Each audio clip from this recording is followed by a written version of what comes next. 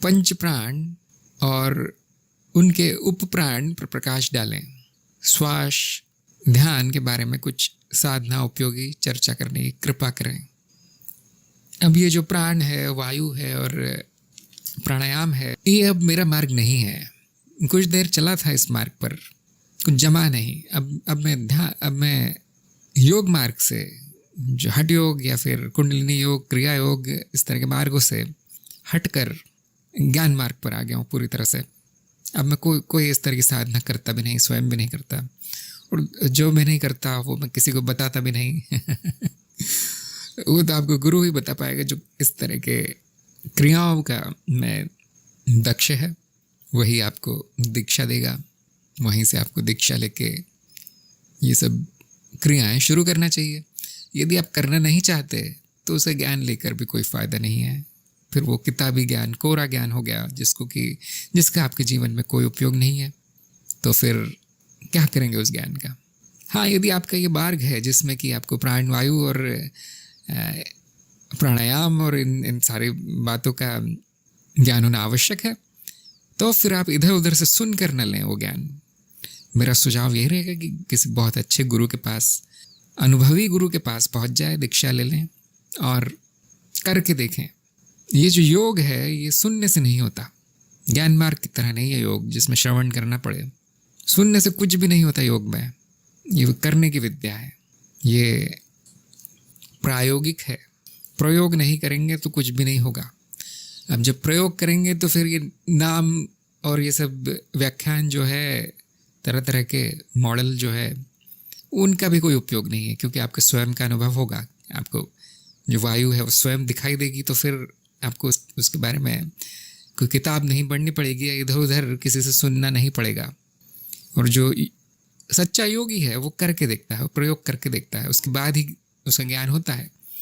योग में किताबी ज्ञान नहीं होता, नहीं तो किताब पढ़ के योगी हो जाता है व्यक्ति, फिर करने की आवश्यकता थी कुछ? सुन के ही, एक वीडियो देख कर ही व्यक्ति योगी हो जाता, सिद्ध पुरुष हो जाता। ऐसा नहीं होता, आप जानते हैं। इतना आसान नहीं है। तो मेरा तो सुझाव, पहली बात तो मैं यही कहता हूँ कि यदि आप गंभीर हैं इस मामले में, योग मामले में आपकी रुचि है, तो तुरंत अच्छा गुरु ढूंढ लें जो कि पतंजलि योग या क्रिया योग या हठ योग में निपुण हो, जिसके कई शिष्य हों, कई यानी 1000 2000 नहीं, कम से कम 20 25 50 शिष्य हो, और जो अच्छी प्रगति कर रहे हों। उनको देख कर ही लगता हो उन शिष्यों को कि ये योगी हैं। अधमरे से और जीर्ण शीर्ण तरह के अज्ञानी लोग यदि आपको दिखे उस गुरु के पास, फिर वो कैसा योगी? एक जो मैंने बनाया था वीडियो गुरु ज्ञान के ऊपर, उसमें मैंने कई सुझाव दिए हैं कि गुरु की खोज कैसे करनी है। तो एक दो जगह हाथ पर मार लें, थोड़ा बहुत देख लें, और जो आपको जम गया गुरु, उसके पास दीक्षा ले लें, प्रयोग शुरू कर दें योग के। प्रयोग से ज्ञान आ जाएगा। जब वायु चलने लगेगी नाड़ियों में, तो फिर आपको क्या किताब की आवश्यकता है? फिर आपको क्या वीडियो देखना? फिर आपको किससे सुन के मिलेगा वो ज्ञान? क्योंकि योग में अनुभव तब होता है जब आप योगासन शुरू करते हैं, उसके पहले अनुभव नहीं होगा। अभी जैसे मैं बताता हूँ आत्मज्ञान वगैरह, ये तो आपके सामने पड़ा है, तो सत्य है। ये तो ऐसा हो गया जैसे मछली को जल के बारे में सिखाना।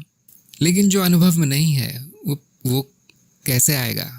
वो क्रिया करनी पड़ेगी, इसीलिए उसको क्रिया कहा गया है, करनी पड़ती है। उसके बाद उसका अनुभव प्रकट होता है, अनुभव से ही ज्ञान होता है। ये मेरा मानना है, शायद किसी को पसंद आए, किसी को न पसंद आए, ये मैं अपने अनुभव से कह रहा हूँ। मुझे भी इन बातों का कोई ज्ञान नहीं हुआ था जब तक कि मैंने वो शुरू नहीं किया, प्रयोग शुरू नहीं किए। ये प्रैक्टिकल होता है, इसमें सुन के कुछ भी नहीं पता चलेगा, ये मैंने बड़ी ईमानदारी से कहा है। और यदि आपको सैद्धांतिक ज्ञान भी चाहिए, किताबी ज्ञान भी चाहिए, तो बहुत सी किताबें हैं आजकल, पूरा आपको विस्तार में मिल जाएगा उसका विवरण। लेकिन मैं आपको पहले से ही बता देता हूँ कि उसका कुछ उपयोग नहीं है।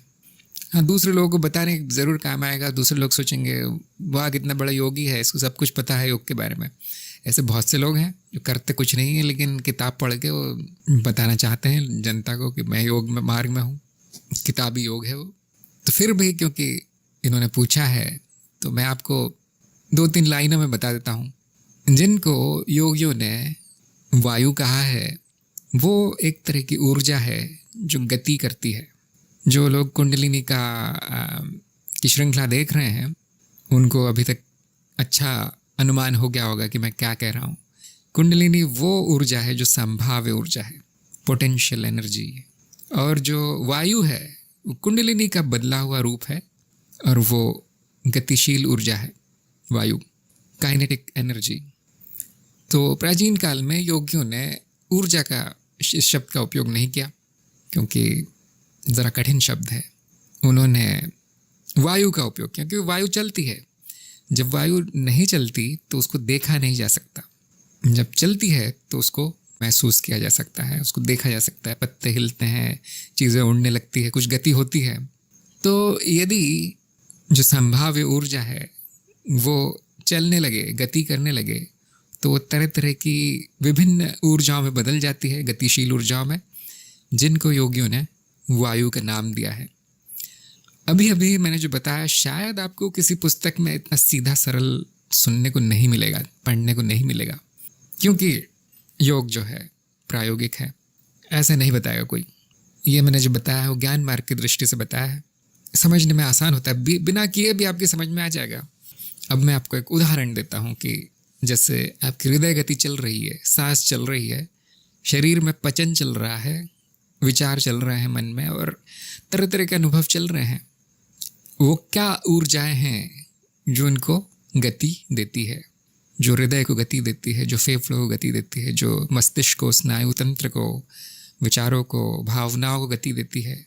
आप समझ सकते हैं, तरह तरह की ऊर्जाएं हैं, तरह तरह की प्रकट गतिशील ऊर्जाएं हैं, संभाव्य नहीं। अब संभावना मात्र नहीं, अब वो प्रकट हो चुकी हैं, गति कर रही हैं। यदि ये ऊर्जाएं गति ना करें तो क्या होगा? ये वायु बंद हो जाए, हवा रुक जाए तो क्या होगा? बहुत आसान है जानना, मृत्यु हो जाती है। इसीलिए मृत्यु का संबंध प्राण के साथ हो गया है। हम कहते हैं कि इस व्यक्ति के प्राण चले गए, प्राण त्याग दिए, तो इसका अर्थ ये है कि वो ऊर्जा की गति अब बंद हो गई है। अब वो व्यक्ति नहीं रहा, अब वो शरीर मृत हो गया है। मृत का अर्थ है मिट्टी। मृतिका, संस्कृत मृतिका से मृत निकला है, मृतिका का अर्थ होता है मिट्टी। तो व्यक्ति मिट्टी हो गया, अब उसमें कुछ चल नहीं रहा। जब तक ये प्राण वायु चलती है शरीर में, तब तक वो जीवित है, तब तक जीवन है। अब क्योंकि हमारा देश, हमारी संस्कृति बहुत ऊंचाइयों तक पहुंच गई थी, बहुत विकसित हो गई थी, तो यहाँ के वैज्ञानिकों ने, यहाँ के योगियों ने, मन के विज्ञान में जो खोज करते हैं, उन्होंने तरह तरह की ऊर्जाएं ढूंढ निकाली शरीर में और मन में, जो कि इस शरीर को चलाती है। अब आप सोच सकते हैं कि कितना महत्वपूर्ण है ये खोज, कितनी महत्वपूर्ण थी, क्योंकि यदि आपने इन वायु पर नियंत्रण पा लिया, तरह तरह की वायुओं पर, तो आपने जीवन पर नियंत्रण पा लिया। अभी भी कुछ लोग हैं, मैंने कुछ वीडियो में देखा था कहीं कि लोगों ने कुछ प्रयोग किए स्वामियों पर, किसी तरह के योगियों पर। वो अपनी श्वास को पूरी तरह से बंद कर लेते हैं, कई घंटे बैठ सकते हैं सब बंद करके। वो अपनी हृदय गति तक बंद कर सकते हैं, यहाँ तक कि बर्फ़ जमा दो, आप बर्फ़ में बिठा दो उस व्यक्ति को, उस योगी को, और वो मरता नहीं है, उसका शरीर जमता नहीं है, क्योंकि अपने अंदर जो ऊर्जा है, गर्मी है, जो कि प्राकृतिक रूप से हमारा शरीर गर्मी तो पैदा करता ही। हम स्तनपायी जीवों की श्रेणी में आते हैं जिनका शरीर गर्मी पैदा करता है, तो उन्होंने उसको भी नियंत्रित कर लिया है, जितनी चाहे गर्मी पैदा कर सकते हैं। जो कुंडलिनी मार्ग में है वो बहुत अच्छे से जानते हैं कि कुंडलिनी अनियंत्रित हो जाए तो कितनी गर्मी पैदा होती है शरीर में। शरीर जलने लगता है, लाल हो जाता है, ना आदमी सो पाता है, ना उठ पाता है, ना बैठ पाता है, क्योंकि वो जो ऊर्जा है वो बड़ी तेज हो गई है, जो तेज गति करने लगी है अब। तो इस तरह का व्याख्यान शायद ही आपको कहीं मिले, इसलिए मैंने बताया। लोग उसको प्राणवायु कहते हैं, लेकिन वो एक तरह की वायु है केवल। जैसे कि इन्होंने स्वयं लिखा है 5 तरह की ऊर्जाएं। नाम जानने की आपको आवश्यकता नहीं है, कुछ भी नाम रख सकते हैं उनका। केवल 5 नहीं है, सैकड़ों तरह की ऊर्जाएं हैं, जो कि आप समझ ही सकते हैं कि शरीर को केवल 5 तरह की ऊर्जाएं नहीं चला रही है। शरीर कहना ठीक नहीं होगा, मनोशरीर को। एक मनोशरीर यंत्र है, पूरा यंत्र है। शरीर एक परत मात्र है इस यंत्र की, बहुत सी परतों में बना है ये यंत्र। कारण शरीर से लेकर स्थूल शरीर तक परतें हैं। उन परतों में कई तरह की वृत्तियां हैं, उन वृत्तियों को कई तरह की ऊर्जाएं चला रही है। जब हम बदलाव देखते हैं तो हम ये कह देते हैं कि कोई ऊर्जा ने, किसी ऊर्जा ने बदलाव किया है, और उस ऊर्जा को योग मार्ग में आप वायु कह सकते हैं, क्योंकि बहती हुई है, गतिशील है। वो जो सारी ऊर्जा है वो संभाव्य ऊर्जा का परिवर्तित रूप है, जो जन्म के साथ ही चलना शुरू हो जाता है और मृत्यु के बाद बंद हो जाता है। और वो जो संभाव्य ऊर्जा है उसका नाम योग मार्ग में कुंडलिनी है। तो जिसकी रुचि है वो देख लें, हज़ारों तरह की वायु आपको देखने को मिलेगी शरीर में। उसको समझने के लिए, ताकि समझना आसान हो जाए, 5 भागों में योगियों ने बांट दिया था, और उन 5 भागों को भी उप भागों में बांट दिया था। तो इसके आगे बताना उपयोगी नहीं होगा। ये मूल ज्ञान है, वायु का ज्ञान। और एक और बड़ी विचित्र बात है, जो ये वायु पर नियंत्रण करना जानते हैं वो जानते होंगे कि स्नायु तंत्र से सब कुछ जुड़ा हुआ है, और शरीर पर इसके प्रभाव तुरंत देखने को मिलते हैं। जैसे ही आप वायु को नियंत्रित करना सीख लेते हैं तो शरीर पर प्रभाव दिखते हैं, और यदि आप उसको तेज करें, उस ऊर्जा को, उस वायु को, तो कभी कभी ऐसा लगता है कि सच में कुछ वायु शरीर के अंदर बह रही है। खास तौर से जो चक्रों पर नियंत्रण करना चाहते हैं, वो चक्रों की जब क्रियाएं करते हैं तो उनको ये आभास होगा, ये प्रतीत होगा कि चक्र में से कोई वायु निकल रही है, हवा के बहने जैसी अनुभूति होती है। कभी कभी हाथों से वायु निकलती हुई सी लगती है, कभी पैरों से वायु बहती हुई सी लगती है, और उसमें एक बिजली की अनुभूति होती है, कभी गर्मी की अनुभूति होती है, गर्म हवा से चल रही है शरीर में, या फिर आपके जो रीढ़ की हड्डी है उसमें, सिर में। इस तरह तरह के अनुभव होंगे जब आप प्रयोग शुरू करेंगे तो, और तब आपको पता चलेगा क्यों वायु नाम दिया गया है। इसके कई कारण हैं। अब बड़ी विचित्र सी बात है कि जो वायु आपके सांस को चला रही है, सांस अंदर आ जा रही है, वो वायु कहीं ना कहीं दूसरी वायु से संबंधित है। जैसे जो वायु आपके विचार को चला रही है, विचारों को गति देती है, जो वायु विचारों को या फिर भावनाओं को जो ऊर्जा गति देती है, जो प्रकट करती है, उससे ये ऊर्जा संबंधित है। क्योंकि सब कुछ अलग थलग तो नहीं हो सकता। ये यंत्र है, यंत्र में हर चीज़ एक दूसरे से जुड़ी होती है, नहीं तो फिर वो क्या यंत्र हुआ। यहाँ पर एक चीज़ अलग ही चल रही है, दूसरी अलग ही चल रही है, ऐसा तो यंत्र काम नहीं करेगा। तो ये सारी ऊर्जाएं आपस में जुड़ी हैं।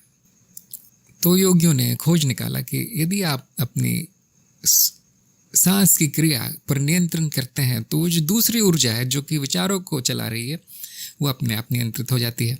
तो उन्होंने देखा कि यदि ध्यान की स्थिति में जाना है, चित्त को ध्यान में ले जाना है, तो बहुत अच्छा तरीका ये है कि सोचना बंद कर दें।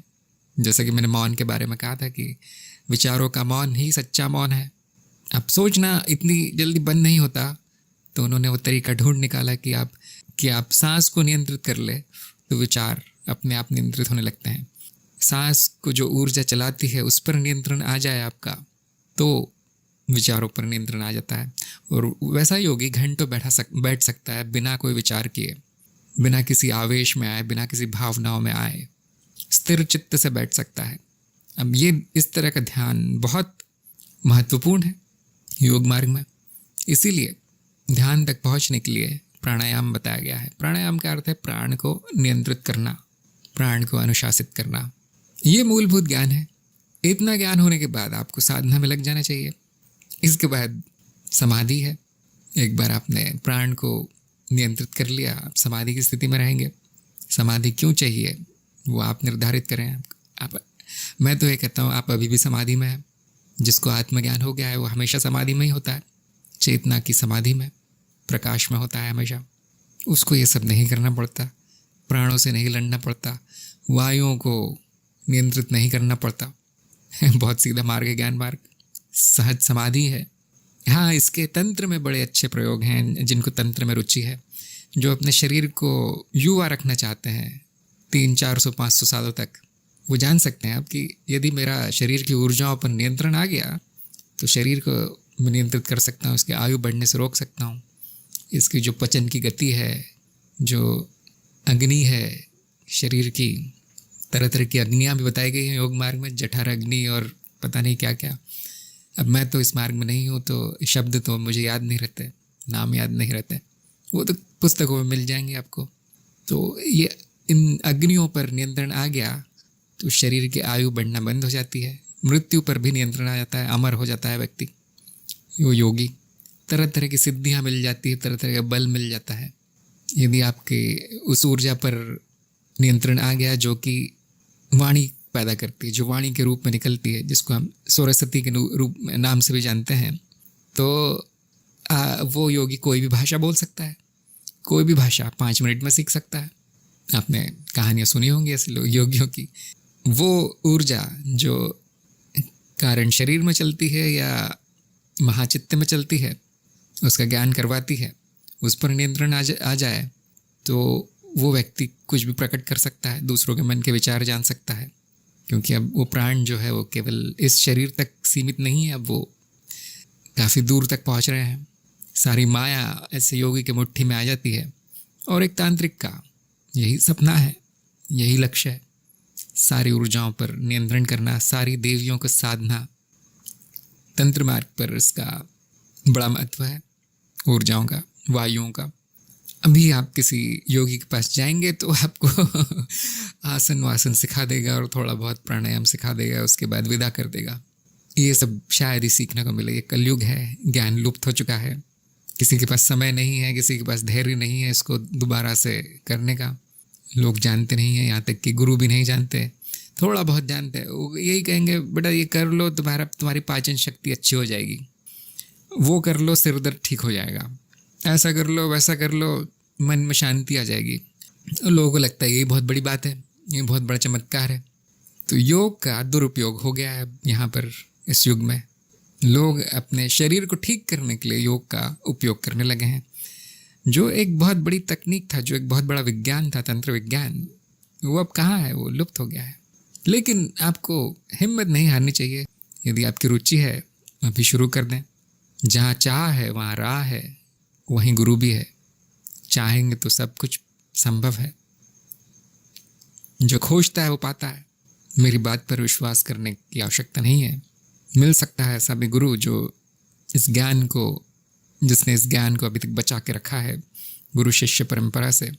और यदि आप में साधक के गुण है तो वो आपको ये ज्ञान ज़रूर देगा। छोटे मोटे ज्ञान से संतुष्ट नहीं होना चाहिए व्यक्ति को। जो भ्रष्ट हो चुका है ज्ञान, उससे संतुष्ट नहीं होना चाहिए। सस्ता रास्ता चलता योगी जो ज्ञान देता है वो नहीं लेना चाहिए। ये इस छोटे मोटे कारणों के लिए योग का आविष्कार नहीं किया गया था। बहुत बड़ा विज्ञान है, बहुत बड़ा विज्ञान है। आप इसको फिर से जीवित कर सकते हैं और मेरा भी यही प्रयास है। मैं इस सारे ज्ञान को पुनर्जीवित करने में लगा हूँ, यही मेरा जीवन है अब। और उसकी कुंजी मैं आपको देता हूँ। उसकी कुंजी है आपका स्वयं का चित्त। स्वयं के चित्त का अध्ययन करना शुरू कर दें। उसमें क्या चल रहा है, चित्त वृत्ति देखना शुरू कर दें। एक नोटबुक बना लें, डायरी बना लें, उसमें लिखना शुरू कर दें। अब आप देखेंगे जो आपने जो आपके अनुभव के आधार पर लिखा है वो दुनिया की किसी भी योग की बड़ी पुस्तक से 100 गुना अच्छा है, 100 गुना सत्य है उसमें। अब फिर नाम और इन चक्करों में पढ़ने की आवश्यकता नहीं है। वो सब पुराने नाम हो चुके हैं ना, उनके अर्थ भी भ्रष्ट हो चुके हैं। जैसे लोग सोचते हैं प्राणायाम का अर्थ है कि जो फेफड़ों में हवा जा रही है उसको नियंत्रित करना। वो अर्थ नहीं है प्राणायाम का। प्राणायाम का अर्थ है प्राणों को नियंत्रित करना। हवा को नियंत्रित करके क्या होगा? प्राणायाम मानसिक क्रिया है, शरीर से उसकी शुरुआत होती है। ये सब ज्ञान अब लुप्त हो चुका है। ये आप कर सकते हैं, इसको फिर से ढूंढ सकते हैं। तो मैं इतना ही बता पाऊँगा। इसके आगे आपकी रुचि है, किसी गुरु की शरण में जाना चाहिए या स्वयं प्रयोग शुरू कर देना चाहिए। इतना ही है कि गुरु के शरण में जाएंगे तो समय कम लगेगा।